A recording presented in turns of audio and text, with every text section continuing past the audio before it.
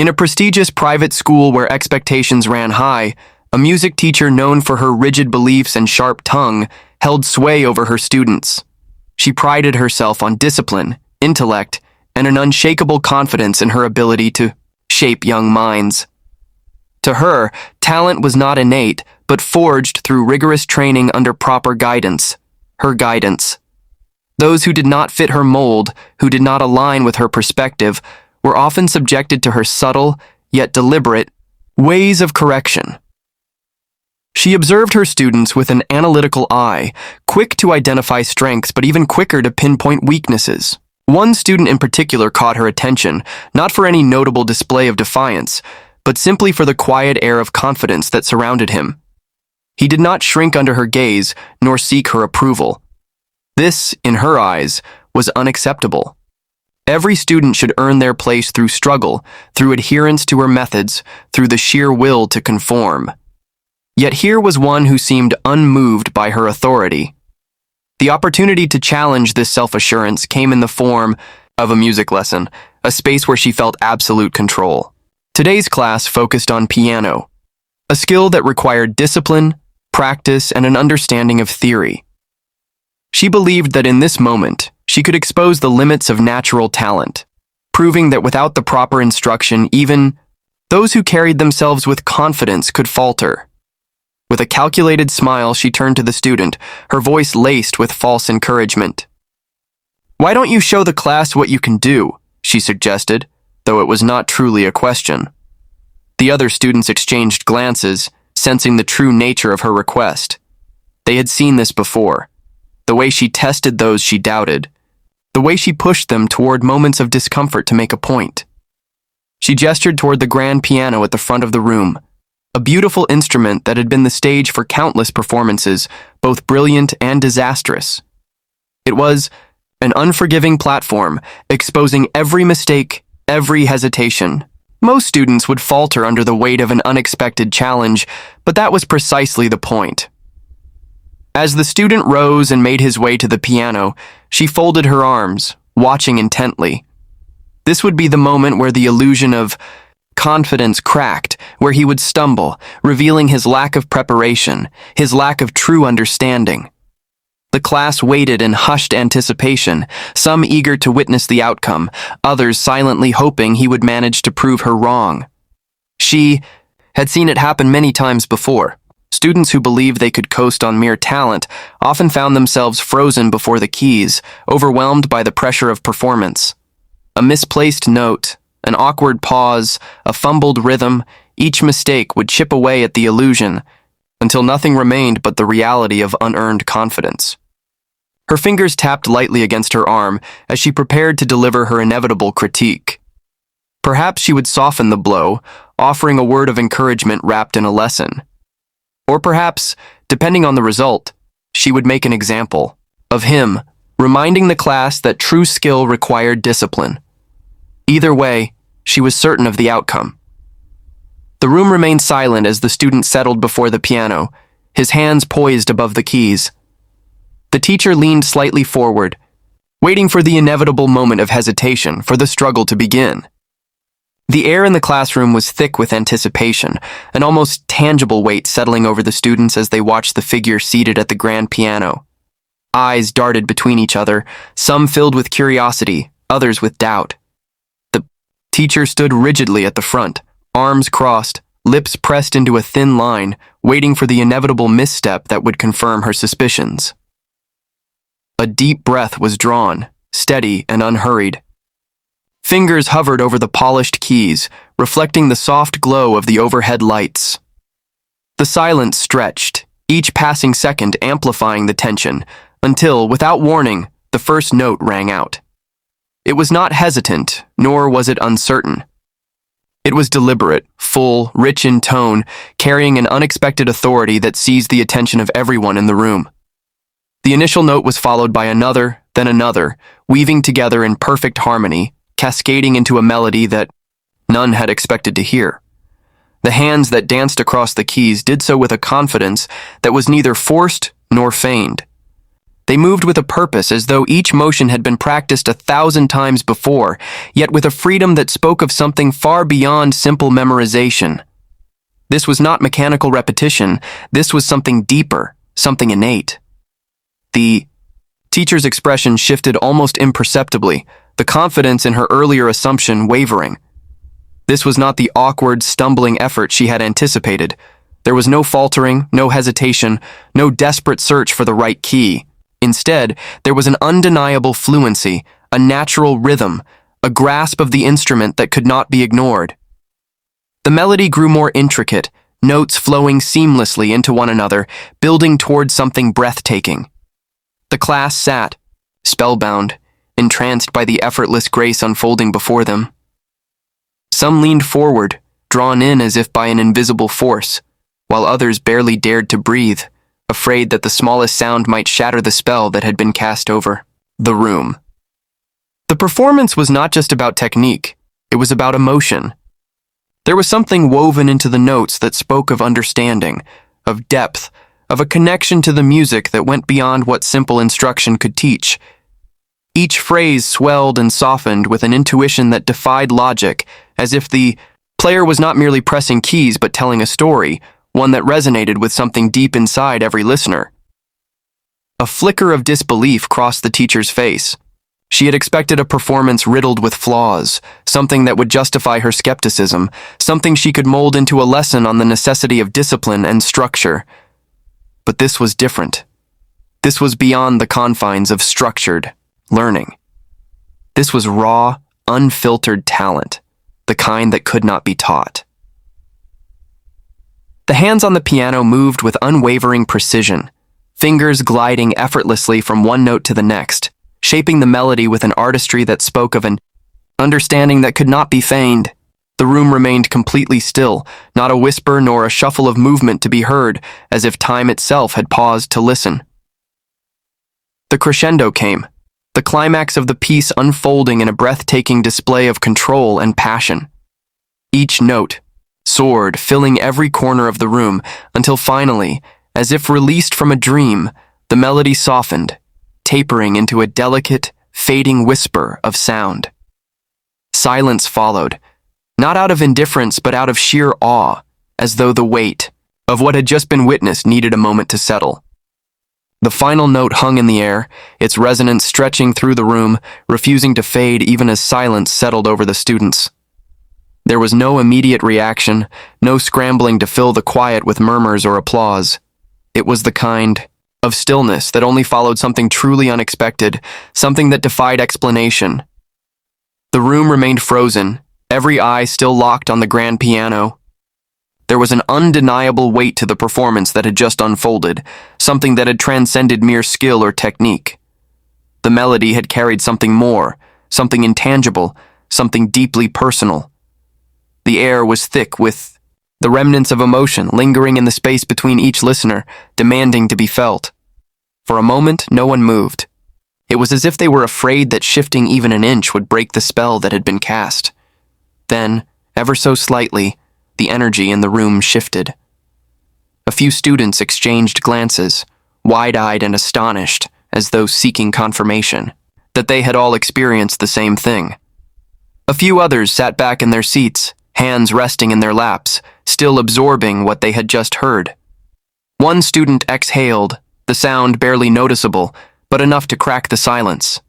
It was followed by another, a hushed murmur passing between two students in the back, disbelief laced in their whispers.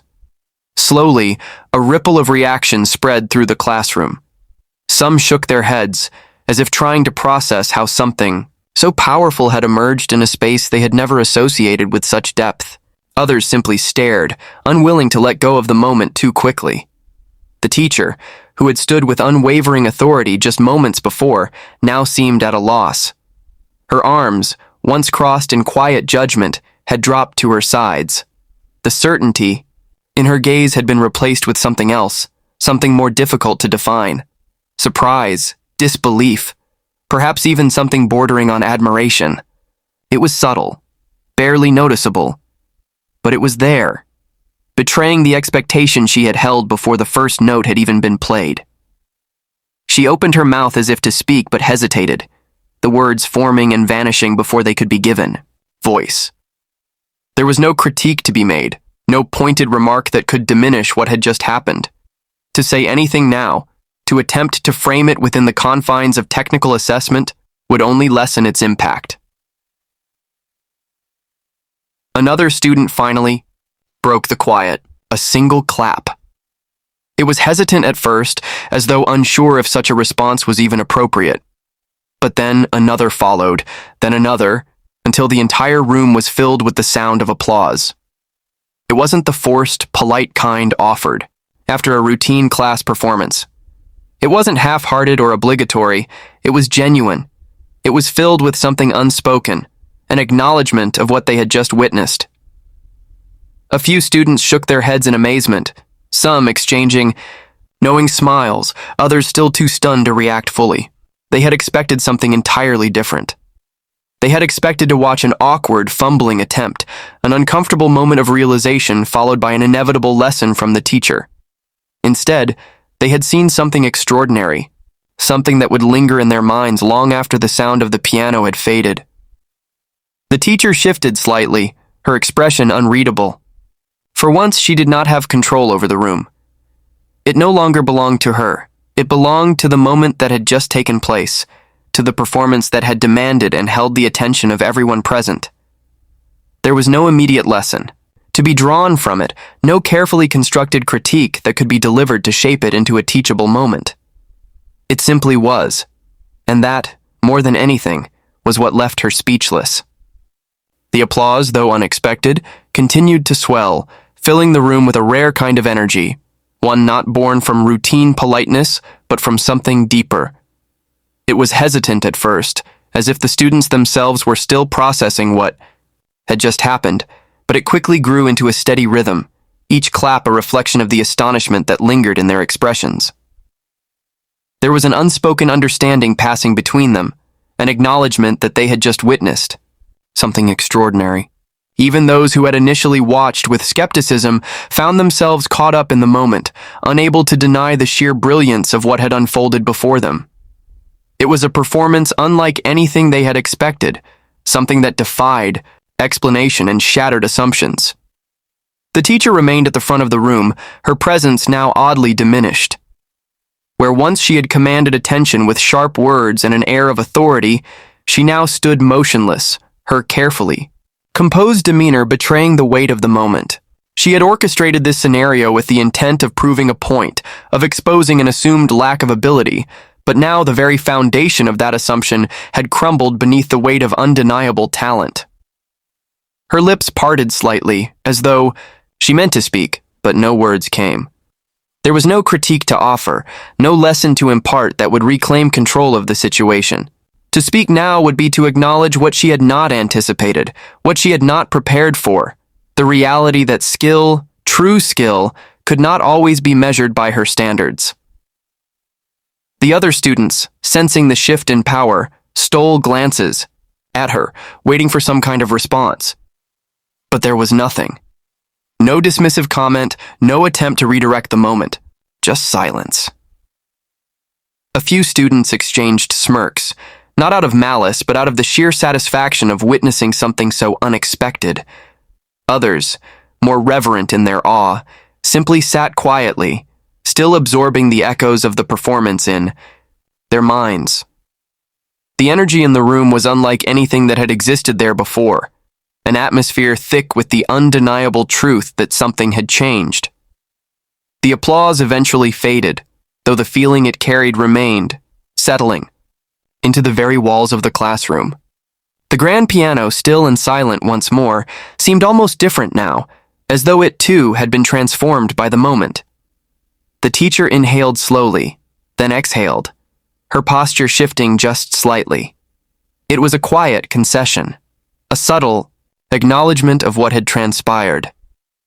Though she said nothing, though she offered no praise, her silence spoke louder than any critique ever could.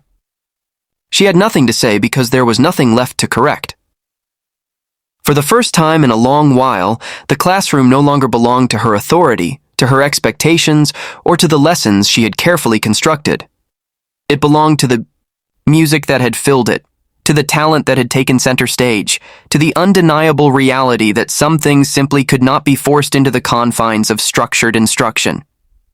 The students gathered their belongings, still murmuring among themselves, some shaking their heads in disbelief, others smiling in quiet admiration. They knew they had witnessed something remarkable, something they would remember long after they left that room.